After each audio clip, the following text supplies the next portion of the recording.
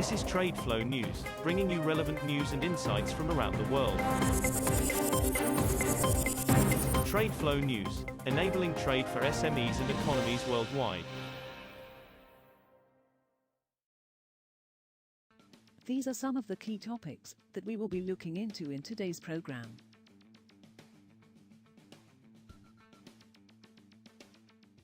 First, let's take a look at the overnight headlines which are impacting the commodity markets. Global oil and gas shipping rates soared, with supertanker costs in the Middle East hitting all-time highs, as the US-Iran conflict intensified after Tehran targeted ships passing through the Strait of Hormuz, according to shipping data and industry sources on Tuesday. Shipping through the Strait of Hormuz between Iran and Oman, which carries around one-fifth of oil consumed globally as well as large quantities of liquefied natural gas, has ground to a near halt after vessels in the area were hit as Iran retaliated to US and Israeli strikes. The disruption and fears of prolonged closure have caused oil and European natural gas prices to jump, with Brent crude futures up nearly 10% this week as the conflict triggered multiple oil and gas shutdowns in the Middle East.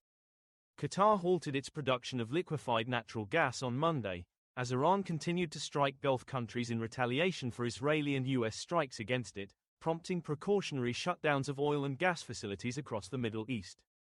Qatari LNG production is equivalent to about 20% of global supply and plays a major role in balancing both Asian and European markets' demand for the fuel. As a wave of attacks in the Middle East stretched into a third day, they also resulted in the suspension of operations at Saudi Arabia's biggest domestic oil refinery after a drone strike, most oil production in Iraqi Kurdistan and several Israeli gas fields, throttling exports to Egypt. Moving on to the top news in the energy sector. China has set a goal to recycle 250,000 metric tons of solar panels by 2027, its industry ministry announced on Tuesday, as it seeks to build up an industry ecosystem capable of dealing with the waste generated by the rapidly growing renewables sector. China will also, by 2027, improve recycling technologies, increase the proportion of recycled materials used in solar panel production, and also use more of recycled materials in metal smelting, equipment manufacturing, and building materials. By 2030, recycling technologies will be further improved, with close coordination across the industrial chain and the ability to respond to surges in solar panel decommissioning. India, a fast-growing oil consumer, is the country most vulnerable to crude supply shocks if the Middle East conflict leads to a prolonged disruption in shipments from the region, mainly because of its thin reserves, analysts said. Both China and India, Asia's top energy consumers, source around half of their crude imports from the Middle East, but India has far less oil in storage than its neighbor and is more dependent on that region's crude now than in the last 3+ years. China has at least 6 months' worth of crude supplies in storage. Indian inventories are much lower though, and so, it is much more vulnerable in this situation, said Ajay Parmar, Director of Energy and Refining at ICIS, a commodities research group. Next, we have the top news in metal markets. Gold prices eased on Tuesday, pulled back by a stronger dollar, while investors assessed the impact of an escalating US and Israeli air war against Iran.